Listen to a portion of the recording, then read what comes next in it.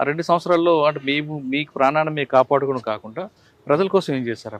ప్రజల కోసం భూములు వంచినాం సార్ కొన్ని. అయితే అవి వాళ్ళకి ఇప్పటికి దక్కినాయో లేదో అయితే మాకు ఇంకా తెలియదు. ఎందుకంటే నేను 2 ఇయర్స్ తర్వాత లేను. ఇంకా మొత్తానికి తెలంగాణలో లేను. నేను బయటికి రావడము, మా అమ్మ నాన్న చనిపోవడము, నేను కర్నూలుకి రావడం జరిగింది. 2 సంవత్సరాలు ఎక్కడెక్కడ తిరిగాము నువ్వు? నేను ప్రకాశం డిస్టిక్, ఇంకా నల్లమల్ల ఫారెస్ట్ మొత్తం. ఇంకా లాస్ట్ మూమెంట్లో డీకే దండకారణ్యం వెళ్ళాలా అనే టైంలో ఇక్కడ తీసుకొచ్చినారు లోకల్కి సాంబశివుడు వాళ్ళు. కొన్ని రోజులు ఆరోగ్యం బాగలేదని ఇక్కడ తీసుకొస్తే ఒక పని మీద మా ఊరికి పంపించినారు. వచ్చేటప్పుడు సాంబశివుడు అన్నాడు, ఇన్ని రోజులు మాతో ఇంత కలిసి ఉన్నావు, నువ్వు మళ్ళీ తిరిగి లోపలికి వస్తావో రావో అన్నాడు. ఎందుకు అట్లా అంటున్నారు అంటే, ఏమో పోయి రాపో చెప్తా అన్నాడు. ఆయన అన్నాడు. నేను వచ్చినాను. ఇంటికి వచ్చేపాటికి మా అమ్మ మా నాన్న చాలా బాధపడి ఏడ్చి అసలు ఇంకా పోవడానికి వీలు లేదన్నట్లా చెప్పినారు. అయినా కూడా నైట్ అంతా వేరే ఇంట్లో స్టే చేసినాం ఊర్లోనే. ఇంకా తిరిగా వచ్చేటప్పుడు వాళ్ళని వదిలి రాలేకపోయినాను. మా అమ్మ మా నాన్న కోసం నేను బయట ఉండిపోయినాను, వాళ్ళు నన్ను వదిలిపోయారు. పార్టీలు మీకు చేసినప్పుడు మీకు బాగా గుర్తుండిపోయిన సంఘటన చెప్పండి. ఎన్కౌంటర్లు కానీ లేదా మీరు చేసిన దాడులు కానీ? ఎన్కౌంటర్ అంటే నా వెపన్ ఫెయిల్ అవ్వడమే పెద్ద హిస్టరీ సార్. అది ఆర్కే నా కోసం చాలా ప్రయాసపడినాడు. ఆయన బాటిల్లో నీళ్ళు మొత్తం నేనే, ఆయనకు అసలు ఏమో ఒక చుక్క నీళ్ళు కూడా లేవు, గ్లూకోండి కలుపుకుంటూ తాపించుకుంటూ తీసుకుపోయినాడు ఆయన్నే. ఆ ఎన్కౌంటర్ మొత్తంలో ఒక 2 రోజులు చాలా కష్టపడినాం. ఆ ఎన్కౌంటర్ వలన చాలా మంది మిత్రులను కోల్పోయినాము, చాలాసార్లు ఏడ్చినాము. మేము కూడా ఏదో ఒక రోజు పోయే వాళ్ళమే అనుకున్నాం, కానీ మళ్ళీ తిరిగి బయటికి వస్తాను నేను ఎక్స్పెక్ట్ చేయలేదు, కానీ వచ్చిన. కానీ వాళ్ళు చేసిన దాడుల్లో మీరు ఎక్కడ పాల్గొన్నారు? పాల్గొన్నాం. ఎక్కడ? ఒక పర్సన్ని పట్టుకున్నాము. అంటే ఇంటికి వెళ్ళి డైరెక్ట్గా ఊరికి వెళ్ళి కోవర్ట్ తను. మేము ఎప్పుడు వచ్చినా కూడా పోలీసులకు ఇన్ఫర్మేషన్ ఇస్తూ పట్టిస్తూ ఉండే. అట్లాంటి పర్సన్ని పట్టుకున్నాము. ఊరి బయట కట్టేసి కొంచెం కొట్టడం అట్లా జరిగింది. దానిలో నేను పాల్గొన్నాను. ఇంకొకటి వచ్చేసి మాలోనే కోవట్లు ఉంటారు కదా సార్, మాలో ఒక పర్సన్ ఉండే కృష్ణ అని, ఆదివాసీ అబ్బాయి. ఆ అబ్బాయి కోవట్టుగా మారినాడు. లోపలే ఉండి మా వాళ్ళనే చంపడానికి ట్రై చేసినాడు. అట్లాంటప్పుడు ఆయనను పట్టుకున్నాము. ఇంకా కొట్టినాం లేని సార్, చాలా నిన్న కడిగి కొట్టిన తర్వాత ఆయన తప్పించుకుపోయినాడు. దొరకలే మాకు. నువ్వు ఇద్దరు నాయకులు పనిచేస్తావు, ఆర్కే గానీ సాంబశివుడు గానీ. శాఖమూరు అప్పారావు గారి దగ్గర చేసావు, రామకృష్ణ గారి దగ్గర చేసావు, సాంబశివుడు దగ్గర. ఇంత పెద్ద క్యాడర్లో పనిచేసినప్పుడు ఏం నేర్చుకున్నావు? క్రమశిక్షణ నేర్చుకున్నావా? ఏం నేర్చుకున్నావు వాళ్ళ? ఎందుకంటే వాళ్ళు ముగ్గురు కూడా అంటే మనం ఏ పొజిషన్ లో ఉన్నా గర్వపడకూడదు అనేది వాళ్ళ నుంచే నేర్చుకున్నాను. ఒకరి గురించి చెప్పమ్మా. శాఖమూరు అప్పారావు గారి నేర్చుకున్నావు? ఆయన దగ్గర నుంచి మంచి స్మైలింగ్, ఎప్పుడు ప్రశాంతంగా ఉంటాడు. ఎంత పెద్ద సమస్య వచ్చినా భయపడ్డు, ఏదో ఆలోచించి పరిష్కారం చేద్దాంలే. ఇప్పుడు ఆయన నుంచి ఇప్పుడు నేను కూడా అట్లనే సమాజంలో కొనసాగుతున్నాను. ఎన్ని సమస్యలు వచ్చినా సరే అది అక్కడి నుంచి వచ్చినదే. ఇంకా ఆర్కే నుంచి అయితే చాలా అంటే చాలా నేర్చుకోవాల్సి వచ్చింది సార్. ఆయన చదువు చాలా పెద్దది, చాలా పెద్ద కుటుంబంలో పుట్టినాడు.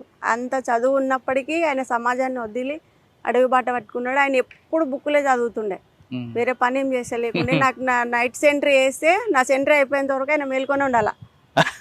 నేను అట్లయితేనే డ్యూటీ చేస్తా, లేకపోతే చేయకుంటుంటే ఎందుకు ఎవరైనా వస్తారేమో అని మళ్ళీ భయం కదా, చిన్నపిల్లని కదా. ఫస్ట్ సెంట్రీ నాకే వేస్తుండ్రి. ఎవరిని సైలెంట్గా ఉండాలా, పండుకోవాలా, అరసొద్దు అనుకుంటే బాగానే చెప్తుంటే ఆయనను మాత్రం పండుకొనికుంటుంది. నా డ్యూటీ అయిపోయినాక నువ్వు పండుకుందు అంటే అట్లనే బుక్కులు చదువుకుంటూ కూర్చుంటుండే. ఆయన ఎల్లిపాయలు తినేవాడు కాదు, నేను ఉల్లిగడ్డలు తినేదాన్ని కాదు. ఆ విషయంలో ఇద్దరికి చాలా సార్లు నవ్వుకున్నాము. చాలా ఆయన ఫుడ్ మాకి మామూలుగా న్యూట్రిషన్ ఫుడ్ ఇస్తుంటారు కదా, ఆ ఫుడ్ కూడా తను కొంచెం తీసుకొని తన దానిలో నాకు షేర్ ఇచ్చేటోడు. నువ్వు ఎక్కువ తినాలి, నువ్వు ఇంతనే ఉన్నావు, ఎక్కువ తిని చాలా బక్కగా ఉండేదాన్ని అప్పట్లో. అట్లా ఆయన చాలా ఫ్రెండ్లీగా ఉండేవాడు.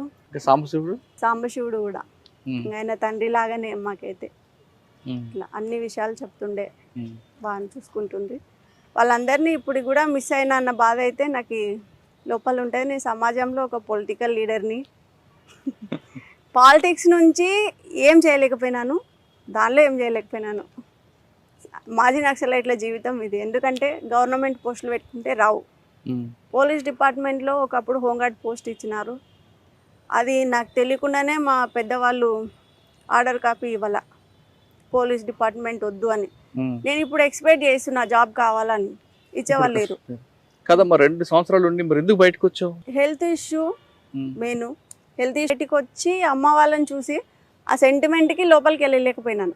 ఉమ్. అంటే నేను దళంని వదులుకొని రావాలని అయితే నాకు లేదు, ఇప్పటికి కూడా లేదు. దళం మీద వ్యతిరేకత ఇప్పటికి లేదు.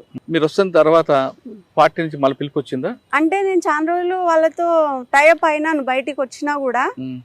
నేను వాళ్ళు రావడము, మా ఇంట్లోకి కలవడము, మాట్లాడడము, వెళ్ళడము అన్నీ మామూలుగానే ఉండిపోయినాయి.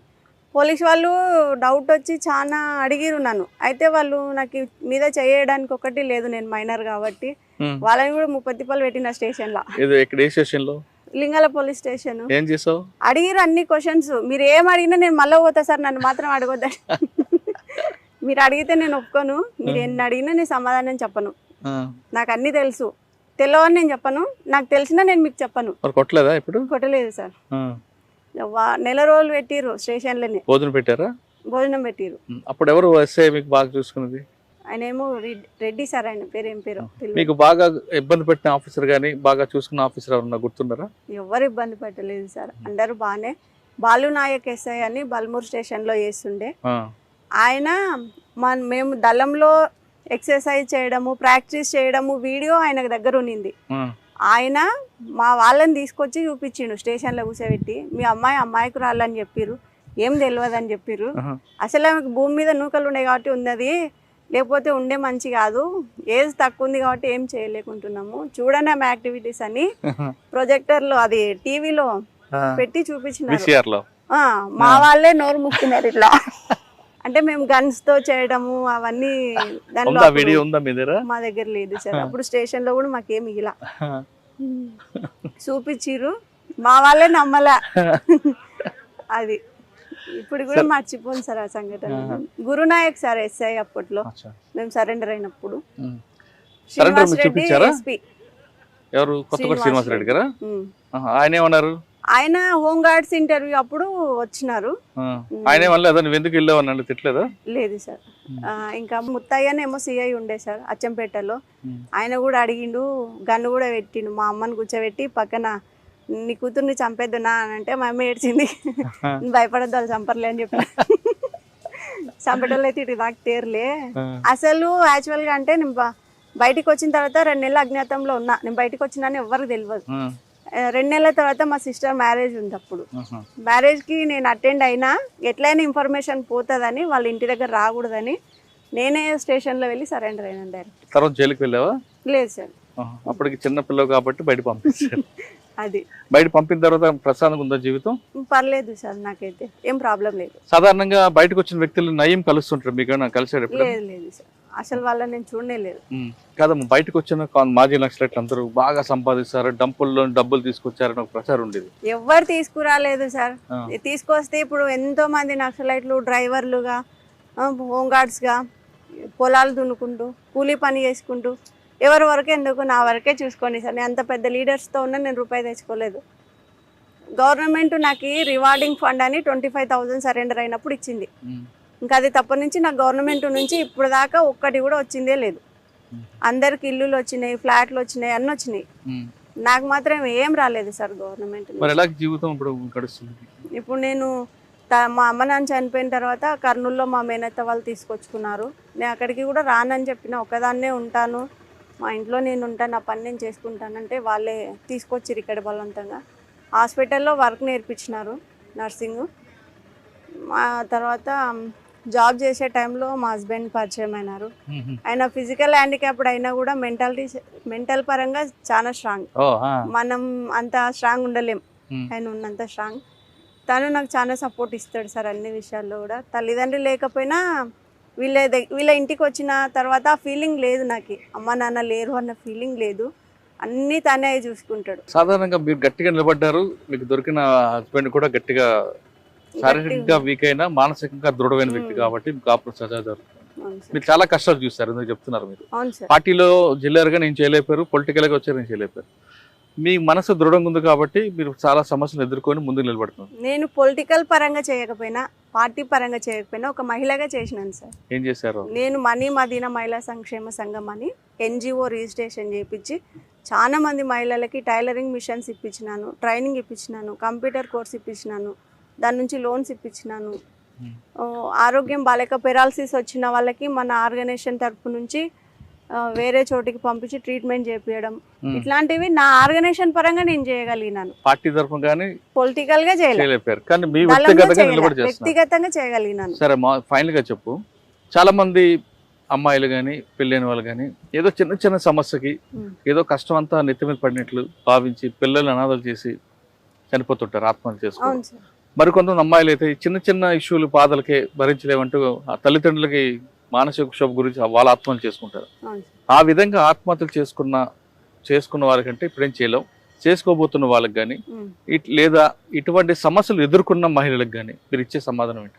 అంటే ఇప్పుడు సమాజం ఉన్నదే అట్లా ఉంది సార్. మహిళలు తప్పు చేయకపోయినా వాళ్ళు తప్పు చేస్తున్నట్టనే చూస్తున్నారు. సోషల్ మీడియా వచ్చిన తర్వాత మహిళలు చాలా రకాలుగా ఇబ్బంది పడుతున్నారు. అట్లాంటి సమస్యలు నేను చాలా పరిష్కరించిన. టీమ్ ఉంది కర్నూలులో, మహిళా పోలీస్ స్టేషన్ ఉంది. నేను ఎన్ని సమస్యలు వచ్చినా వాళ్ళని పట్టుకొని దాన్ని సాల్వ్ చేస్తాను. అటువంటి సమస్యలు ఎదుర్కోవాలా, వచ్చినప్పుడు ధైర్యంగా నిలబడాలి సార్. ఫస్ట్ ఒక సమస్య ఉందంటే దానికి పరిష్కారం కంపల్సరీ ఉంటుంది. సమస్య వచ్చింది కదా మనం చనిపోతేనే అది పరిష్కారం అవుతుందంటే కరెక్ట్ కాదు. కాబట్టి సమస్య వచ్చినప్పుడు నిలబడి ఆలోచించుకొని కొంచెం దాని పోరాటం అయితే చేయాల్సిందే కంపల్సరీ. పోరాటం చేయకుండా బయటపడలేం సమస్య నుంచి. దానికైతే నేను ఎప్పుడు సపోర్ట్ ఉంటా. అట్లాంటి సమస్యలు ఎన్ని వచ్చినా కూడా నేను పరిష్కరిస్తాను సార్ కంపల్సరీ. మనిషి పుట్టిన తర్వాత ప్రతి మనిషికి ఒక సమస్య వస్తుంది. ఆ సమస్యకి ఆత్మహత్య పరిష్కారం కాదు అంటుంది నాగమణి. ఖచ్చితంగా మనం పోరాటం చేసి ఆ సమస్య మనకు భయపడి పారిపోతుంది, కానీ మన దగ్గర కూడా రాదు అంటూ ఆమెకున్న అనుభవం చెప్తున్నారు. ఇది నాగమణితో ఎక్స్క్లూజివ్ ఇంటర్వ్యూ. వచ్చే వారం మరో గెస్ట్తో మళ్ళీ కలుద్దాం. అంతవరకు నమస్తే, థ్యాంక్ యూ అక్క. నమస్తే.